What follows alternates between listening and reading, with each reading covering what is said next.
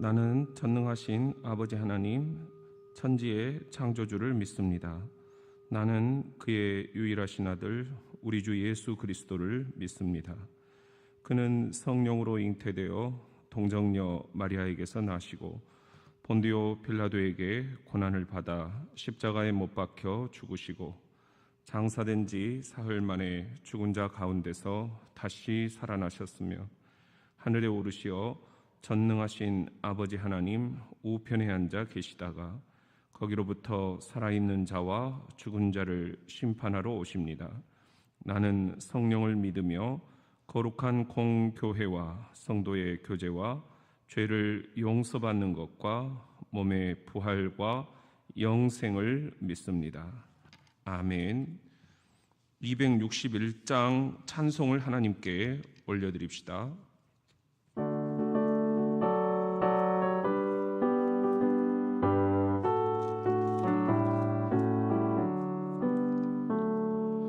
이 세상의 모든 죄를 밝히시는 주의 보혈, 성자 예수 그 귀한 피 찬송하고 찬송하세. 주님 앞을 멀리 떠나 길을 잃고 방일 때에 나의 뒤를 따라오사 친히 구원하셨도다.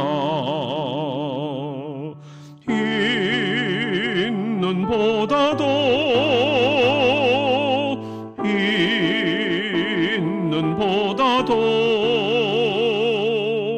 주의 흘리신 보혈로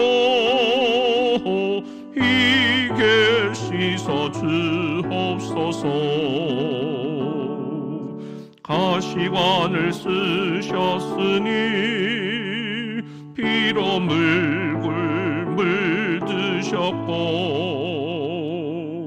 십자가의 모진 고통 나를 위해 당하셨네. 말로 형용할 수 없는 구세주의 구속하심, 그 은혜와 크신 사랑 찬송하고 찬송하세. 있는 보다도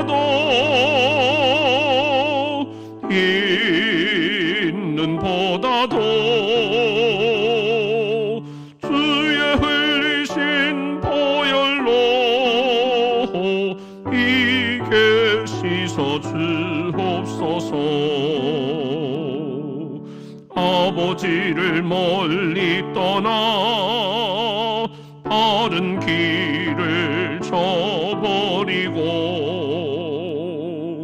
여러 가지 죄악으로 주홍같이 되었으니 물 같은 것 가지고는 씻을 수가 아주 없네. 주여 귀한 보배 피로 날 정결케 하옵소서. 있는 보다도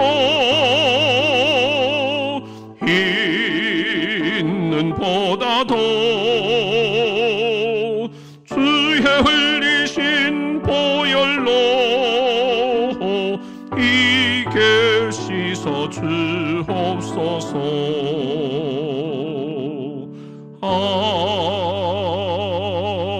아멘.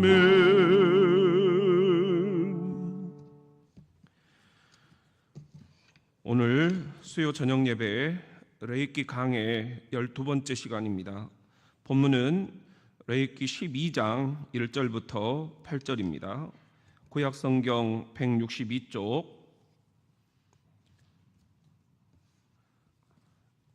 레위기 12장 1절부터 8절에 있는 말씀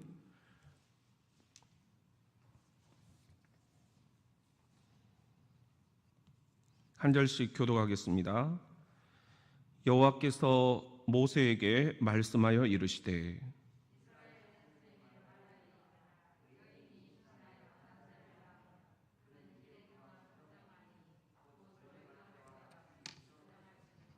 여덟째 날에는 그 아이의 포피를 벨 것이요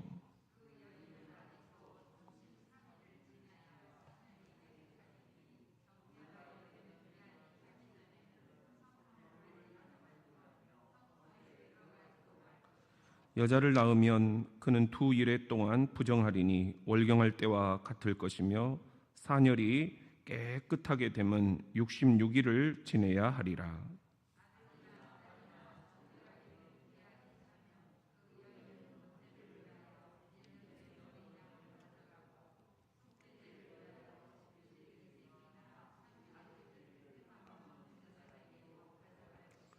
제사장은 그것을 여호와 앞에 들여서 그 여인을 위하여 속죄할지니 그리하면 사녀리 깨끗하리라. 이는 아들이나 딸을 생산한 여인에게 대한 규례니라.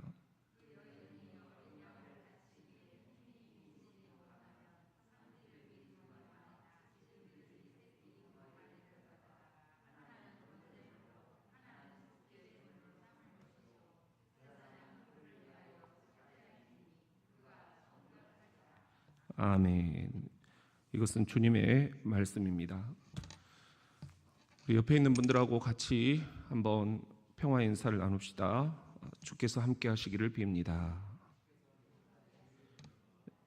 오늘 성전에 함께 나와주신 여러분들을 진심으로 환영하고 또 감사를 드립니다. 이 시간 우리 줌이나 유튜브로 동참하고 계신 분들도 축복합니다. 줌으로 들어와 계신 분도 있나요? 유튜브로 들어오신 분들 한 분 한 분 너무나 감사합니다. 박미라, 김우남, 박선영, 이희경, 이정자, 이재숙, 박미경, 이진희, 이연희, 김선경, 이기혁, 김효주, 김옥선, 우미선, 심령의 이은숙, 신미숙, 정인진, 윤명신, 한다빗, 이병환, 우리 유필순 권사님, 이렇게 지금 36가정이 함께 동참을 하고 있습니다. 우리 줌으로 박미라 집사님도 함께 동참해 주셨습니다. 감사합니다. 오늘 레위기 강의 12번째 시간, 나는 좀 다른가 하는 제목으로 함께 하나님의 음성을 듣고자 합니다. 저희는 애가 이제 둘입니다. 아들만 둘인데요. 결혼을 조금 일찍 한 편이에요. 군목으로 들어가기 위해서 결혼을 하고 들어가야 된다. 전방에 들어가면 결혼할 수 있는 기회가 많지 않다. 또 후방으로 나올 수도 없기 때문에 차라리 결혼을 하고 들어가라. 저희 담임 목사님이 이제 그렇게 말씀을 하셔서 저도 이제 그게 딱 박혀 있었어요. 군목으로 들어가기 전에 결혼을 하고 들어가야지. 그런데 제가 섬겼던 교회 바로 문 앞에 그 딸 부잣집이 있었는데 거기 셋째 딸과 이렇게 결혼을 했어요. 그래서 첫째 이제 형이를 산부인과에서 낳았는데 우리 교회 집사님이셨거든요. 이제 막역한 그런 관계니까 그냥 농담 반 뭐 진담 반 하시면서 이제 아빠요? 막 이제 저한테 농담도 하시고 그러더라고요. 근데 애가 딱 태어났는데 야, 진짜 내가 아빠인가? 너무 낯설고 내가 이제 뭔가 좀 다르게 살아야 되겠다. 뭔지 모르지만은 약간의 이런 책임감 같은 게 느껴지더라고요. 그런데 첫째는 저도 어리고 아내도 어리고 너무 어린 나이에 낳아서 또 어떻게 그동안 뭐 그 전에 결혼도 안 해보고 그래가지고 이게 경험이 없다 보니까 굉장히 막 서로가 싸우기도 많이 싸우고 그 어떻게 해야 될지 몰라서 막 쩔쩔매고 100일 잔치에도 교수님들이 오셨는데 그 신학교 은사님들 모셔놓고 그냥 애가 얼마나 울던지 근데 그게 감당을 못 하겠더라고요. 나한테 업고 밖에 나가 있으라고 하는데 밖에 나가 있자니 보니까 뭐 더 그냥 동네방네 애가 막 울음이 그치질 않고요. 그런 경험들이 있었어요. 내가 아직 아빠 준비가 안 됐구나. 둘째 낳으면 잘할 수 있다. 그런 생각이 들었어요. 그래서 둘째를 낳았는데 둘째도 똑같이 산부인과 그 집사님 댁에서 낳았거든요. 그런데 한결 여유가 좀 생기더라고요. 그리고 조금 더 이렇게 깊이 들여다보게 되고요. 아기의 얼굴이 이렇게 눈에 들어오더라고요. 아, 내가 이제 진짜 이 집안의 가장이구나. 진짜 이제 내가 어린 양 하면서 살 수는 없겠구나. 내가 이 집을 책임져야 되는구나. 그 아버지라는 단어가 그렇게 저한테 크게 느껴지더라고요. 아, 우리 아버지도 나를 낳고 이런 느낌이셨을까? 그때 가장 행복했던 아내의 얼굴을 보았어요. 아기를 옆에 이렇게 뉘어놓고 그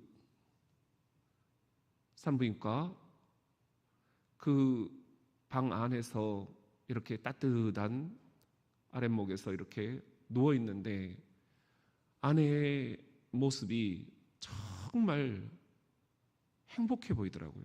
이렇게 여자는 강하구나. 그 산고를 한 8시간 그 수술대 위에서 진통을 하는데 이게 나올 듯 하면서 들어가고 나올 듯 하면서 들어가고 그 고통스러운 과정을 어떻게 이렇게 겪어내는 거지? 도대체 그 고통은 어느 정도일까? 우리가 이해한다라고 말하는 것 자체가 굉장히 미안해지더라고요. 그런데 그 고통이 어디론가 다 가버리고 아이를 뉘어놓고 너무너무 행복한 그 얼굴, 고통 이후에 느껴지는 그 기쁜 모습들, 이것이 출산이구나, 이것이 출산의 기쁨이구나 하는 것을 그때 옆에서 보았습니다.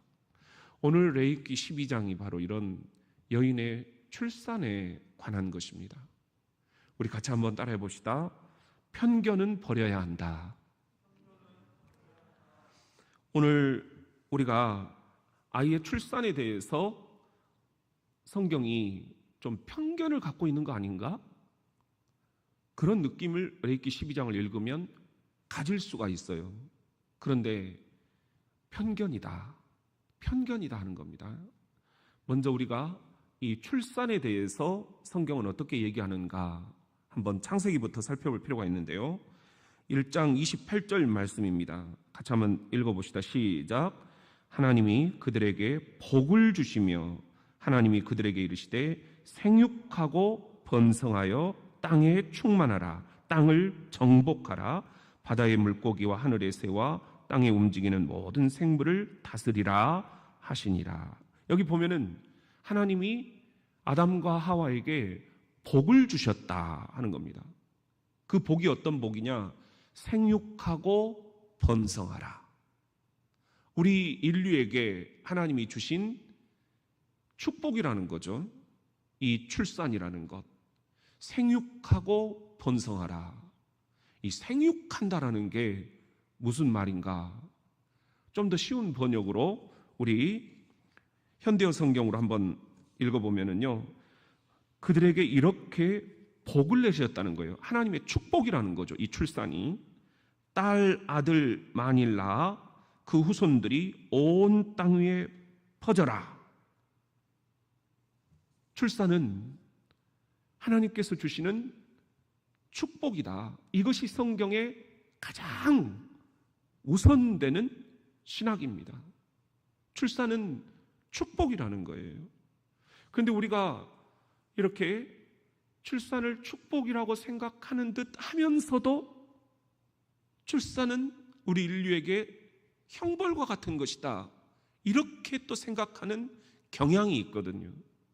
여러분 어떻습니까? 우리 시편 127편 3절부터 한번 읽어봅시다. 시작. 보라, 자식들은 여호와의 기업이요 태의 열매는 그의 상급이로다. 여기 보니까 태의 열매, 출산, 이것은 하나님의 상급이다 그랬어요. 상급이다. 젊은 자의 자식은 장사의 수중에 화살 같으니 이것이 그의 화살통에 가득한 자는 복되도다. 자녀는 축복이라는 거죠. 그들이 성문에서 그들의 원수가 담판할 때 수치를 당하지 아니하리로다. 자식들은 많으면 많을수록 좋다 하는 게 성경의 신학입니다. 그런데 우리가 왜 이 출산을 하나의 형벌로, 인류에게 떨어진 하나님의 그런 형벌로 생각을 하게 되었을까? 창세기 3장 16절 말씀 때문에 그래요. 같이 한번 읽어볼까요? 시작. 또 여자에게 이르시되 내가 네게 임신하는 고통을 크게 더하리니 내가 수고하고 자식을 낳을 것이며 너는 남편을 원하고 남편은 너를 다스릴 것이니라. 여기 보면은 이 하나님 앞에 범죄한 하와에게 하나님이 지금 벌을 내리시는 거예요. 무슨 벌이냐? 다시 한번 띄워줘 보실래요? 임신하는 고통을 크게 더하리니.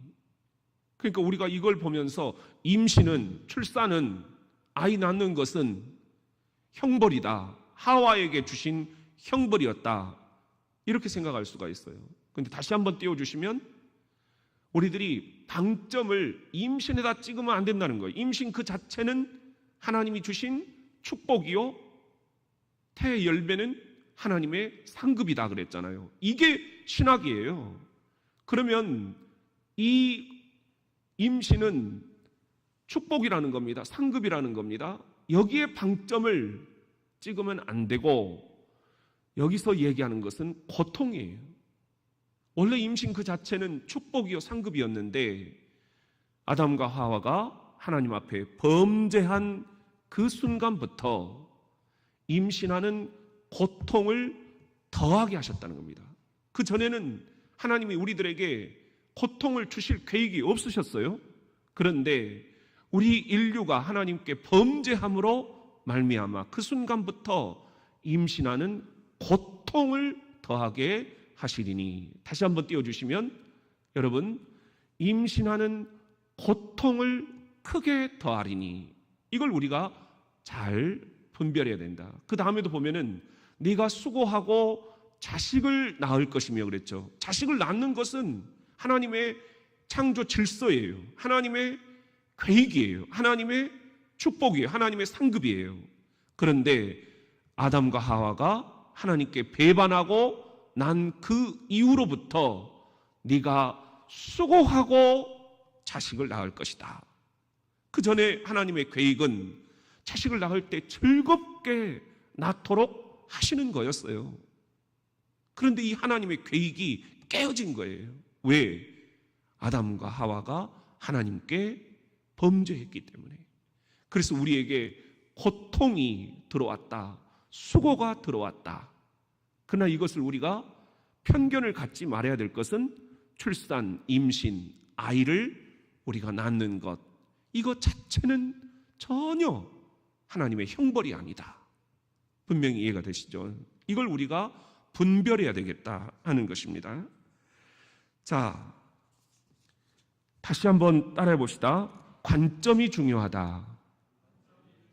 그럼 어떤 관점이냐 하는 거죠. 먼저는 산혈에 대한 관점입니다. 오늘 본문 말씀 4절입니다. 시작. 그 여인은 아직도 33일을 지내야 산혈이 깨끗하리니 정결하게 되는 기한이 차기 전에는 성물을 만지지도 말며 성소에 들어가지도 말 것이며. 여기 보면은 산혈이라는 말이 나와요. 이게 피를 쏟는다 하는 거죠. 우리가 성경을 이렇게 보면은 이 부분에서 오해가 생기는 거예요. 산혈, 이것 자체는 굉장히 부정적인 것이다. 이렇게 성경이 분명히 보고 있습니다. 왜냐하면 이것은 우리가 세번역으로 읽어보면 이래요. 그런 다음에도 산모는 피로 더럽게 된 몸이 깨끗하게 될 때까지 산모는 33일 동안 집안에 줄곧 머물러 있어야 한다. 몸이 정결하게 되는 기간이 끝날 때까지 산모는 거룩한 물건을 하나라도 만지거나 성소에 드나들거나 해서는 안 된다. 여기서도 이 강조점은 산혈에 있는 것이 출산에 있는 것이 아니라는 거죠. 출산은 축복이고, 그러나 출산하면서 흘리는 이 피는 깨끗하지 못하다. 그러니까 이 피가 깨끗해질 때까지 기다려야 된다는 겁니다. 이것이 하나님이 하시는 말씀이에요. 우리 그 다음 5절을 같이 한번 읽어봅시다. 시작. 여자를 낳으면 그는 2일에 동안 부정하리니 월경할 때와 같을 것이며 산혈이 깨끗하게 되면 66일을 지내야 하리라. 여기도 산혈이라는 게 나오죠. 이것을 세번역으로 읽으면 이래요. 딸을 낳으면 그 여자는 2주일 동안 월경할 때와 같이 부정하다. 피로 더럽게 된 몸이 깨끗하게 될 때까지 산모는 66일 동안을 집안에 줄곧 머물러 있어야 한다. 이렇게 말씀을 하고 있습니다. 그 다음에 7절에 보면은 한번 읽어볼까요? 제사장은 그것을 여호와 앞에 들여서 그 여인을 위하여 속죄할지니 그리하면 산혈이 깨끗하리라. 이는 아들이나 딸을 생산한 여인에게 대한 규례니라. 여기도 산혈이 나옵니다. 이걸 세번역으로 보면은 제사장은 그것을 받아 주 앞에 바쳐 그 여자를 속죄하게 주어서 깨끗하게 하여야 한다. 그러면 그 여자는 피로 더럽게 된 몸이 깨끗하게 될 것이다. 이것이 바로 아들을 낳았든지 딸을 낳았든지 산모가 아이를 낳은 다음에 지켜야 할 규례이다. 하나님이 이런 규례를 주신 거예요. 그러니까 여기서 이야기하는 것은 출산 자체는 축복이지만 출산하면서 흘리는 피, 산혈, 이것은 깨끗하지 못한 거다. 그러니까 하나님이 규례를 정해 놓으신 거예요. 기다려야 된다. 참아야 된다. 왜 그러셨는가? 의학적인 관점에서 보면은 당시 고대 세계에서는 그 의학이라는 게 지금처럼 발달되어 있지 않잖아요. 그러니까 여인을 보호하기 위한 하나님의 특단의 조치였다라는 것입니다. 남자들과 바로 접촉해서는 안 된다. 또 외부 세계와 바로 접촉해서도 안 된다. 이것은 여인을 보호하기 위한 하나님의 마음이었어요. 성물을 만지면 안 된다. 성전에 들어가면 안 된다. 성물이나 성전도 물론 중요하지요. 그렇지만 여기서 하나님의 그 심장은 이 아이를 낳은 여인에게 향해 있었던 것입니다. 그러지 않으면 그냥 아이 낳았다 해가지고 남편이 아내를 또 막 성적으로 접촉을 하려고 하거나 아니면 성전이나 성소에 들어가서 바로 나와가지고 뭐 예배드려야 된다, 뭐 교회 일해야 된다, 주방에서 밥해야 된다, 이러면 안 된다라는 거죠. 어느 정도 기간을 보호해 줘야 되는데 이 보호는 사람들이 잘 못 알아듣는 거예요. 남자가 잘 못 알아듣는 거예요. 그러니까 하나님이 규례로 정해 주신 거예요. 건들면 안 된다. 일정 기간 동안. 그 기간은 산혈, 이 피가 깨끗해질 때까지다. 이게 약자를 위한, 여인을 위한 하나님의 마음이었다 하는 것입니다. 이걸 또 영적으로 우리가 살펴볼 필요가 있는데요. 산혈에 대한 관점, 의학적인 관점이 있고 또 영적인 관점이 있습니다. 영적으로 보면은 이 산혈이라는 것은 원죄와 관련이 있다 하는 거죠. 우리는 개인적으로 죄가 없다고 할지라도 아담과 하와의 자손들입니다. 하나님을 배반했던 이 원초적인 죄가 우리의 이 DNA 안에 있는 거예요. 우리의 피 속에는 이 더럽고 추악한 하나님을 향한 반역의 죄가 흐르고 있는 거예요. 그렇기 때문에 이 죄를 깨끗이 씻어내 버릴 때까지는 안 된다라는 것입니다. 이 죄를 깨끗하게 씻어내는 방법은 크게 두 가지였어요. 먼저 내 죄를 깨끗이 속죄하는 속죄제를 드려라. 그리고 또 하나는 이제 산모와 아기가 인생을 출발하는 단계인데 나를 다 죽이고 다 태우고 오직 하나님께 헌신하겠다는 번제를 드려라. 이게 오늘 5절 말씀입니다. 6절 말씀입니다. 6절을 현대어 성경으로 한번 제가 읽어드릴게요. 딸을 낳았든 아들을 낳았든 아이를 낳은 여자가 몸을 깨끗이 하는 기간이 끝났으면 번제물로 한 살박이 어린 순양을 마련하고 속죄물로 집 비둘기 새끼나 산비둘기를 마련하여 시작. 하나님께서 계시는 거룩한 장막 문간으로 가지고 와 제사장에게 드려라. 자, 내 이 피가 이제 깨끗해졌으면 속죄제와 번제를 드려라. 이 말씀입니다. 8절 말씀을 보면은 만일 산모가 어린 양이나 염소 한 마리조차 바칠 여유가 없으면 여기서 또 하나님의 마음이 나와요. 하나님은 어떤 마음이시냐? 당시 양이 굉장히 비쌌어요. 그러니까 이 양을 바칠 수 없는 산모들도 있다라는 거죠. 그럴 경우에 당시 비둘기는 또 굉장히 흥했어요. 우리도 여기 서대전 공원에 가면은 막 비둘기가 막 수백 마리가 날아다니잖아요. 공원에 가서 비둘기 한두 마리는 구할 수 있다. 하나님이 이렇게 보신 거예요. 그리고 가난한 여인이라면 그런 산모들은 비둘기 두 마리면 된다. 이것이 하나님의 배려고 하나님의 마음이었다 하는 것입니다. 산비둘기나 집비둘기 새끼 두 마리를 마련하여 그 가운데서 한 마리를 번제로 드리고 한 마리는 속죄제로 바쳐 제사장이 그의 부정을 벗겨주면 그의 몸은 깨끗해질 것이다. 속죄제, 번제, 속죄제는 말씀을 드렸듯이 이제 산모가 아기와 함께 인생을 새롭게 출발해야 되는데 이 아기가 태생적으로 원초적으로 아담과 하와의 그 죄의 피를 물려받고 태어났다라는 겁니다. 이것이 신학이에요. 그렇기 때문에 이 죄를 속죄해야 된다. 이것이 지금 이 속죄제의 목적입니다.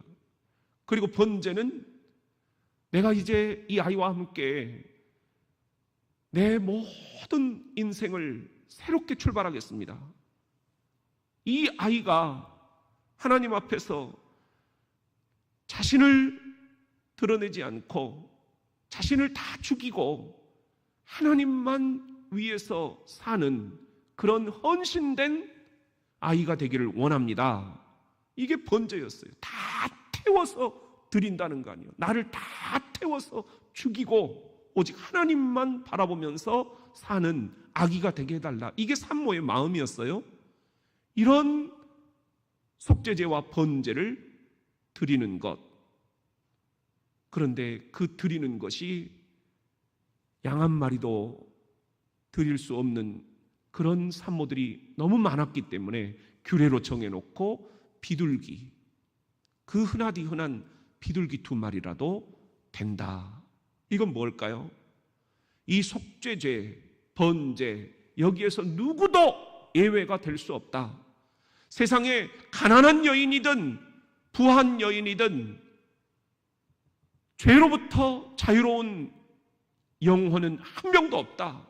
속죄받지 않아도 되는 여인은 한 명도 없다.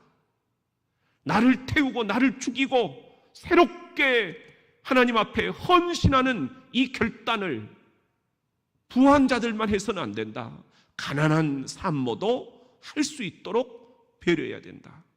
이것이 이 안에 들어있는 신학입니다. 출산의 신학입니다. 그런데 예수님도 유대교의 이 율법을 아주 잘 따르셨어요. 누가복음을 보면 나옵니다. 2장 21절부터 보면은요, 여드레가 되는 날 아기에게, 아기 예수죠, 할례 의식을 치렀다 그랬어요. 그리고 아기가 잉태되기 전에 천사가 일러준 대로 예수라고 이름 지었다. 아기를 낳은 후에 지켜야 하는 모세의 율법에 따라 마리아가 성전에서 정결 예물을 드릴 때가 되자 아기의 부모는 아기를 죽게 드리려고 예루살렘으로 데리고 올라갔다. 하나님께서는 이스라엘 사람들 가운데에서 어미의 태를 열고 처음 낳은 맏아들은 모두 거룩하게 구별하여 나에게 바치라. 율법에서 말씀하셨기 때문이다. 그들은 또 예수의 정결 예식을 위한 희생 제물로, 여기서 말하는 이 정결 예식이 바로 속죄제, 번제, 나를 정결하게 하는 거죠. 산모는 자기의 피를 이제 다 깨끗하게 했다라는 것을 하나님 앞에 고백하는 그런 예식이죠. 이 정결 예식을 위한 희생 제물로 보면은요, 한번 따라해 봅시다. 읽어봅시다. 시작. 산 비둘기 한 쌍이나 어린 집비둘기 2마리를 드리라는 율법의 규정을 따랐다. 예수님은 율법을 폐하러 오신 분이 아니라 율법을 완성하러 오셨다. 성경에서 그렇게 얘기를 하잖아요. 바로 이런 대목을 우리들이 주목을 하는 것입니다. 예수님이 구약의 율법을 완전히 다 무시해버린 게 아니에요. 그 율법 주위에 빠져있는 종교적인 위선자들을 나무란 것이지, 율법은 약자들을 위한 거였어요. 율법은 이렇게 꼭 우리 인류가 하나님 앞에 나아가기 위한 소중한 방편이었어요. 그렇기 때문에 하나님은 예수 그리스도를 이 땅에 보내시면서 이 율법을 폐기하러 오신 게 아니라 완성하러 오셨다.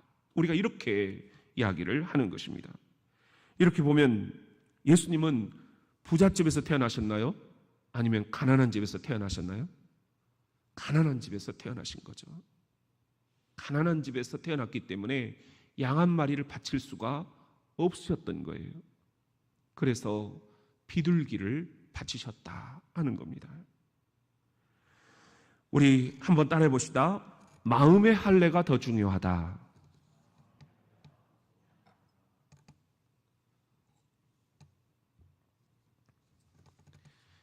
방금 우리가 읽었던 누가복음 2장 보면은 아기 예수에게 할례를 베풀었다. 그런 대목이 나왔죠. 이 할례 예식이 오늘 우리가 읽은 레위기 12장에서 기원합니다. 12장 3절 말씀 현대 성경으로 우리 PPT를 보면서 한번 읽어볼까요? 시작. 여드레째 되는 날에는 그 사내 아이의 포피 끝을 잘라내는 할례를 받게 해야 한다. 여드레째 되는 날 할례를 베풀었다 하는 거예요. 여러분도 할례를 이렇게 베푸셨나요? 저도 이제 결혼을 앞두고 할례를, 지금 같으면 이 할례죠. 우리가 포경수술이다 그렇게 얘기를 하잖아요. 그런데 히브리어로 이 할례가 물이라는 거예요. 물. 한번 따라해 볼까요? 물. 이게 이제 성경의 히브리어인데 이것은 잘라낸다 그런 말입니다. 남자의 성기 표피, 그 가죽, 그것을 잘라내는 거예요. 그런데 왜 8일 만에 할례를 예수님이 받으셨을까? 이것은 구약의 율법, 이 레위기에서 기원한다고 그랬죠. 8이라는 숫자가 이제 모든 역사를 다 마치고 새롭게 재충전하는 그런 의미가 있어요. 우리가 7일 동안 일주일을 보내고 8일째 되면은 이제 새롭게 월요일을 출발한다. 이렇게 생각을 해볼 수가 있습니다. 그리고 또 이 8이라는 숫자는 의학적으로도 굉장히 중요한데 8일 정도 되면은 이 통증을 거의 느끼지 않는 그런 이제 아기의 몸이 된다라는 거예요. 그리고 피도 금방 먹고 상처도 금방 회복이 되는 그런 시점이 8일째라는 겁니다. 그래서 8일째 할례를 베풀어라 그런 이야기입니다. 이 할례는 여인들에게도 좋다. 이게 이제 유태인들의 생각이에요. 이게 굉장히 이제 성경적이고 또 의학적이다 그렇게 얘기를 하거든요. 통계적으로 보면은 세계 여성들 가운데 자궁 발병이 가장 적은 나라가 유대다. 이 유대 여성들이 가장 이 자궁 쪽에 병들이 작다. 이게 그 할례와 연관이 깊다. 이렇게 의학적으로 보고 있습니다. 그러니까 할례가 꼭 필요하냐 필요하지 않느냐, 이것은 오늘날에도 여러 가지로 토론들이 많아요. 우리나라에서도 우리 애들도 포경수술을 해줘야 되느냐 말아야 되느냐 말들이 많아요. 그러나 성경은 할례의 유용성에 대해서 이렇게 분명히 이야기를 하고 있다 하는 것입니다. 또 하나 할례가 중요한 것은 상징이에요. 그것은 하나님의 택함받은 백성으로서 그렇지 않은 이방인들과 구분되는, 구별되는 그런 소중한 상징이었다 하는 것입니다. 바벨론 포로로 끌려가서 하나님의 백성들이 우리가 어떻게 하면 이 이방 땅에서 하나님을 나의 주, 나의 하나님으로 섬길 수 있을까? 우리가 어떻게 이 신앙을 우리 자녀들에게 기독교 명문 가문으로 물려줄 수 있을까? 그러면서 그들이 끝까지 사수했던 게 바로 이 할례 예식입니다. 그리고 또 하나가 안식일을 거룩하게 지키는 거였습니다. 이 할례와 안식일, 이것이 바벨론 포로로 끌려가 있는 그 와중에도 결코 포기할 수 없었던 하나님의 백성들의 구별된 상징이었어요. 이래서 할례가 매우 중요했다 하는 거죠. 그런데 문제는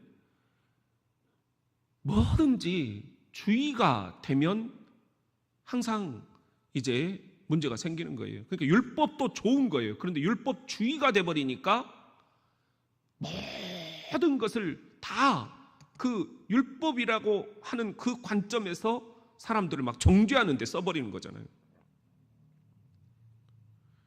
할례도 마찬가지였습니다.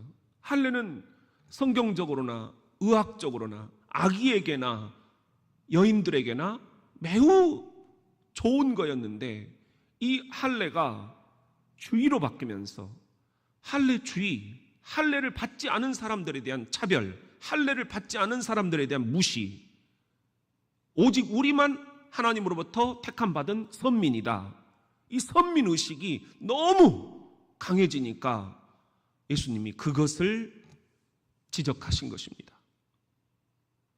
육체의 할례보다 더 중요한 것이 있으니 마음의 할례다. 마음의 할례다. 이게 골로새서 2장 11절 같이 한번 읽어봅시다. 시작. 또 그 안에서 너희가 손으로 하지 아니한 할례를 받았으니 곧 육의 몸을 벗는 것이요 그리스도의 할례니라. 손으로 할례를 받는 것, 이것도 중요하지만 이제는 너무 이것만 고집하니까 우리 이 주님이 슬퍼하시는 거예요. 더 중요한 것이 있는데 육체의 몸을 벗는 것이다. 그리스도의 할례를 받는 것이다. 다른 말로 하면은 마음의 할례를 받는 것이 육체의 할례보다 더 중요하다. 형식보다 그 정신이 지금 어디에 가 있느냐, 이게 더 중요하다. 교회라는 이 건물보다 교회 안에 모여있는 성도들의 마음이 지금 어디 가 있느냐, 이게 중요하다. 그러므로 우리가 모든 예식, 모든 의식, 모든 형식, 할례든지 정결예식이든지 결국은 그 안에 표방하고 있는 정신이 뭐냐는 거예요. 그것의 의미가 뭐냐는 거예요. 결국은 우리가 구별된 삶을 사는 것입니다. 믿지 않는 이들과 구별된 삶을 살고 있느냐, 이게 마음의 할례예요. 육체의 할례는 내가 내 몸에 할례를 받았냐 안 받았냐, 이것으로 구분되잖아요. 이것으로 구별되잖아요. 그러나 예수님이 오신 이후로, 복음이 내 안에 들어온 이후로는 마음의 할례, 마음의 할례, 내가 예수 그리스도를 영접하고 내가 다시 산 부활의 증인이 되어서 이제 내가 그리스도 안에, 그리스도가 내 안에 살고 있는가? 그렇다면 믿지 않는 이들과 구별되어야 되지 않겠느냐? 교회를 다니지 않는 사람들과 달라도 뭐가 달라야 되지 않겠느냐? 오늘 우리는 크리스찬이라는 별명이 붙어 있습니다. 이 코로나 이후에 한국교회가 어떻게 될 것인가 걱정들을 많이 합니다.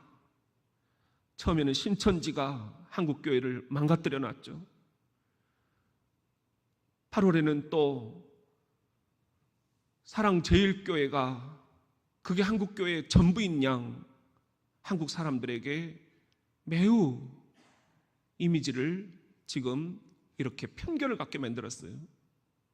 지금은 또 무슨 인터콥이라는 데서 우리 대전에서도 많이 갔다는 거예요. 그래서 문자가 계속 날라오잖아요.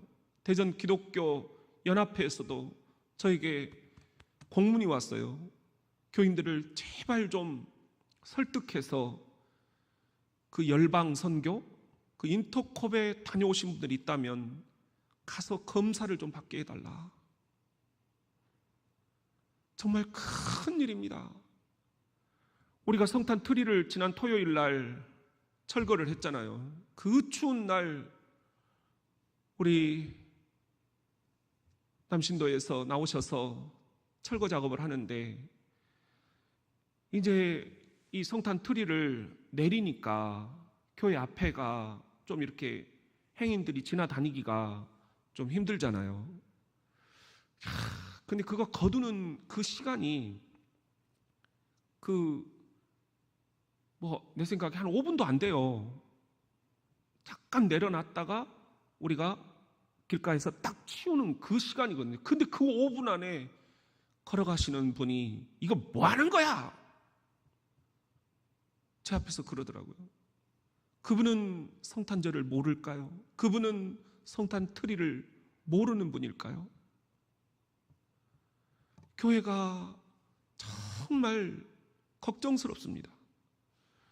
여러분, 우리가 이 코로나 이후에도 이 지역사회를 향해서 예수가 부활하셨습니다. 복음이 들어가야 될 텐데 과연 우리 대전장로교회가 그 역할을 어떻게 감당할 수 있을까? 달라야 된다. 오늘 주님께서 우리에게 주시는 복음입니다. 그리스도인, 이것이 영어로 크리스찬이에요. 크리스찬이라는 것은 그리스도를 따르는 사람이라는 거예요. 그러면 그리스도를 우리들이 따라야 되잖아요. 그리스도처럼 살아야 되잖아요. 그런데 우리는 세상을 따르고 세상 사람들과 별반 다르지 않다. 여기에 문제가 있습니다. 그리스도인들의 매력은 그리스도를 닮는 것인데 우리는 교회를 다니는 사람이나 안 다니는 사람이나 월요일에 모습이 똑같다는 거죠. 밥 먹을 때 기도하는 것도 부끄러워하고 우리들이 사무실 안에서 성경책 이렇게 펴놓는 것도 부끄러워하고 말씀 묵상 그 한 구절 이렇게 우리들이 직장에서 펴놓는 것도 부끄럽다고 그러는 거예요. 교회 이야기만 나오면 그냥 얼굴이 화끈거린다는 거예요. 다 안 좋은 이야기만 할 것 같아서. 우리가 그런 시대를 살아갑니다. 아니, 이제 진짜 그리스도인이냐 그리스도인이 아니냐 구별된 삶을 우리들이 주님 앞에서 살아야 할 날이 다가왔습니다. 아니, 어쩌면 잘된지도 모릅니다. 가짜는 다 가고 진짜만 살아남게 될 것입니다. 교인 숫자가 중요한 게 아닙니다. 진짜 교인이 누구냐? 진짜 그리스도인이 누구냐? 진짜 너는 목사냐? 진짜 너는 장로냐?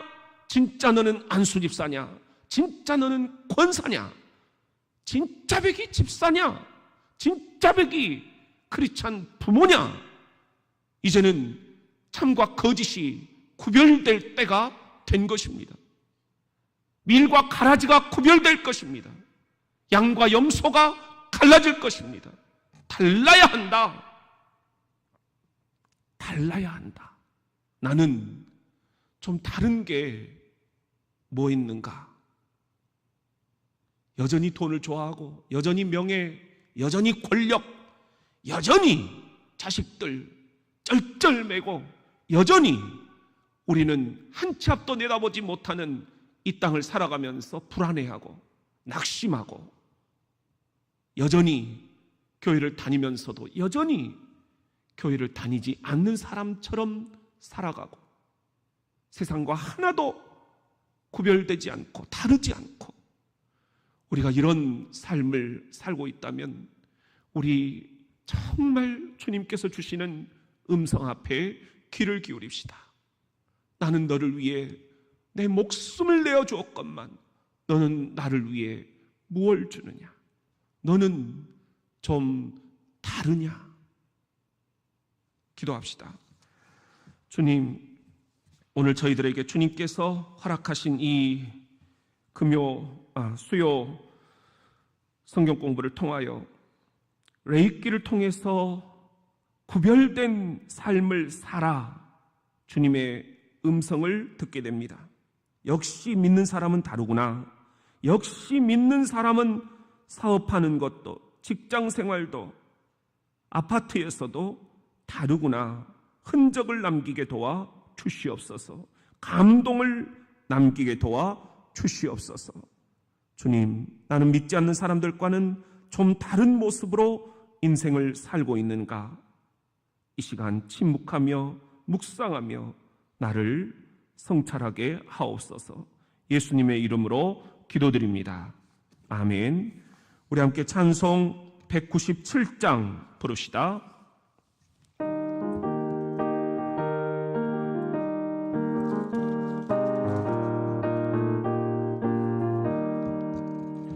은혜 은혜가 풍성한 하나님은 믿는 자 한 사람 한 사람 어제도 오늘도 언제든지 변찮고 보호해 주시네. 주여 성령의 은사들을 오늘 또 내리어 주소서. 성령의 뜨거운 불길로서 오늘 또 충만케 하소서. 정욕과 죄악에 물든 마음을 성령의 불길로 태우사 정결케 하소서. 태우소서. 깨끗게 하여 주옵소서. 주여 성령의 은사들을 오늘 또 내리어 주소서. 성령의 뜨거운 불길로서 오늘 또 충만케 하소서. 희생의 제물로 돌아가신 어린 양 우리 주 예수여, 그 속에 은혜를 내리시사 오늘 또 충원해 주소서. 주여 성령의 은사들을 오늘 또 내리어 주소서.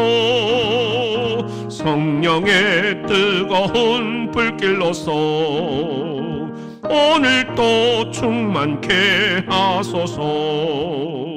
주님의 깊으신 은혜만을 세상에 널리 전하리니 하늘의 능력과 권세로서 오늘 또 입혀 주옵소서.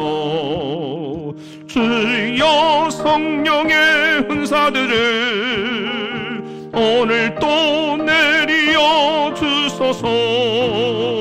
성령의 뜨거운 불길로서 오늘 또 충만케 하소서.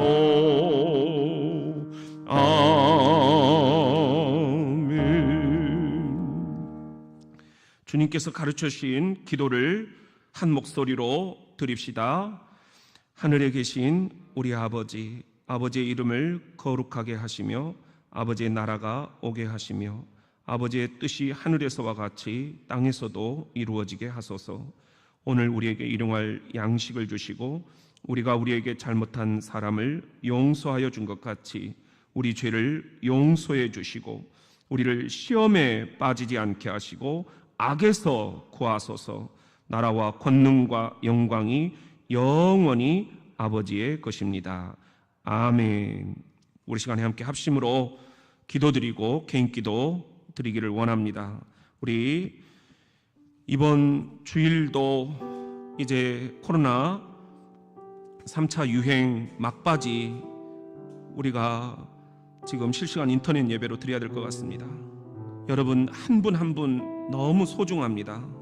오늘 밤에도 이렇게 지금 42가정이 들어오셨는데요. 주일 예배도 보면은 거의 조회수가 400에서 450 이상이 됩니다. 가정수로 치면은 우리 교회 말고도 다른 교회 성도들이 많이 들어오셔서 예배를 드린다는 건데요. 정말 여러분들 어떤 형태, 어떤 형편인지는 모르겠지만 그분들이 너무 열악한 교회여서 실시간 인터넷이 안 돼서 우리 교회에 들어오셔서 예배를 드리는 분들이 있는 것 같아요. 여러분들 우리 한국교회 이 열악한 교회들 주님 살펴주시라고 우리 함께 기도하기를 원합니다. 그리고 우리 교인들 이번 주일도 각 가정에서 가정 예배 꼭 드릴 수 있게 해달라고 기도해 주시기를 원합니다. 우리 오늘 또 참석해 주신 우리 아까 말씀드린 성도들 외에도요, 장기련, 이윤숙, 박윤수, 이윤희, 김영자 감사합니다. 우리 노선호, 유필순, 우리 이병만, 한다빗, 윤명신, 정인진, 신미숙, 이은숙 뭐 이런 우리 성도들 이름 한 분 한 분들을 제가 불러드릴 때마다 하나님께서 이 시간 하늘 생명책에 우리 성도들의 이름을 적고 계십니다.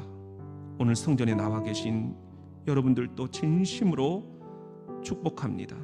여러분이 지키고 계시는 이 자리가 하나님께서 원하시는 자리입니다.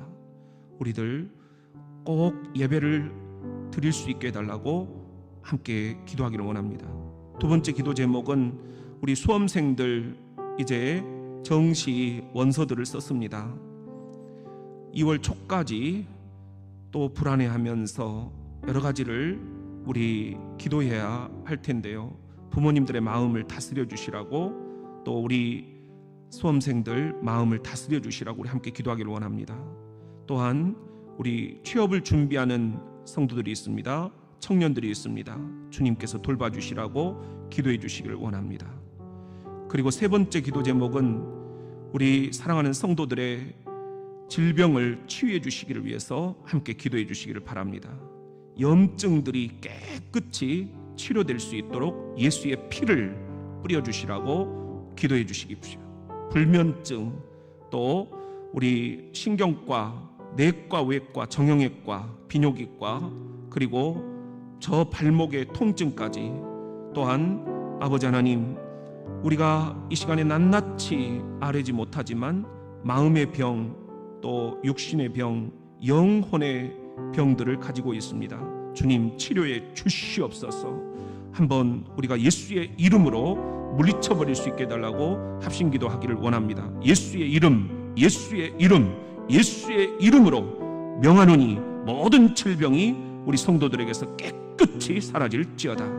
암의 뿌리까지도 깨끗이 불태워질지어다. 안과입니다. 성대입니다. 허리 척추입니다. 또 우리 주님 역사에 주시옵소서. 식도염입니다. 우울증입니다. 아버지 하나님 백혈병입니다. 척추 골다공증입니다. 아버지 하나님 신경계, 또한 아버지 하나님 망막입니다. 오 주여 방광염입니다. 요실금입니다. 아버지 하나님 노년기 증상들, 중년기 증상들 치료해 주시옵소서. 또 수술을 한 우리 은지 깨끗이 쾌차할 수 있도록 여러분들 기도해 주시기를 바랍니다. 교통사고 후유증 주님 치료해 주시옵소서. 고관절도 치료해 주시옵소서. 전립선도 치료해 주시옵소서. 발목의 물혹도, 대상포진도, 이명 증상도, 백내장, 녹내장, 혈압, 혈전, 심장계통, 뇌출혈 깨끗이 치료해 주시옵소서. 과잉층입니다. 주님 도와 주시옵소서. 아버지 하나님 죽음에 대한 충동들입니다. 전립선 쪽입니다. 주여 역사에 주시옵소서. 부정맥도 치료해 주시옵소서. 주님 도와 주시옵소서. 방사선 치료도 잘 될 수 있도록 도우시고, 폐 쪽 아버지 하나님 불쾌한 통증 우리 깨끗이 치료해 주시옵소서. 우리 영순 권사님 주님 2월의 재검사 깨끗이 치료해 주시옵소서. 주님 도와 주시옵소서. 주님 역사에 주시옵소서. 아버지 하나님 갓 태어난 아기들 건강 주시고, 산모들에게도 주님 건강 주시고, 키가 자라매 사람들에게 칭찬을 받고 하나님께 영광을 올려드릴 수 있는 기독교 명문 가문이 대물림 되게 해주시라고 우리 함께 기도하기를 원합니다. 아버지 하나님 우리 유정희 집사님 딸 주님께서 함께 해주시고, 아버지여 안전하게 태아가 잘 자랄 수 있도록 주님 도와주시옵소서. 우리 함께 기도하기를 원합니다. 주여 진로를 위해서, 진학을 위해서, 진급을 위해서, 또한 물질을 위해서 기도합니다. 손주들을 위해서 기도합니다. 아버지 하나님 취업을 위해서 기도합니다. 주여 역사하여 주시옵소서. 주 예수 그리스도의 이름으로 선포하노니 모든 문제가 이 시간부로 깨끗하게 풀려짐을 믿습니다. 길이 보임을 믿습니다. 갈등이 해결되게 도와주시고, 시험에서 떠나게 도와주시고, 아버지 하나님 내 마음의 낙심이 사라지게 도와 주시옵소서. 예수의 이름으로 명하노니 모든 사탄 마귀는 깨끗이 이 교회에서 떠나갈지어다. 역사하여 주시옵소서. 우리 성도들 가정마다 악한 사탄 마귀 그림자까지도 깨끗이 떠나갈지어다. 역사하여 주시옵소서. 주님 도와주시옵소서. 이 시간에 우리 한번 주의 이름을 3번만 부르고 합심 기도드리며 우리 함께 힘을 모아주시기를 바랍니다. 주여, 주여, 주여. 존귀하신 주님, 도우시옵소서, 도우시옵소서. 여호와 라파, 여호와 라파, 여호와 라파. 치료하시는 여호와, 치료하시는 여호와 만지시옵소서. 일하시옵소서. 주님 일하시옵소서. 주님 일하시옵소서. 주께서 지금 만지십니다. 주께서 지금 일하십니다. 주께서 지금 역사하십니다. 주님 도와주시옵소서. 유튜브로 들어와 있는 모든 성도들, 주님 이 시간 아픈 곳들에 손을 얹어주시옵소서. 주 예수 이름으로 명하노니 이 부족한 종이 기도할 때 아픈 부위마다 깨끗이 치료가 될지어다. 성전에 계신 성도들, 내 마음의 근심과 염려들, 모든 마음의 고통들, 실망들, 또한 육신적으로 고통스러운 것들, 질고들, 영적으로 눌린 것들 예수 이름으로 명하노니 깨끗이 치유될지어다. 깨끗이 치유될지어다. 성령의 기름을 부어 주시옵소서. 성령의 기름을 부어 주시옵소서.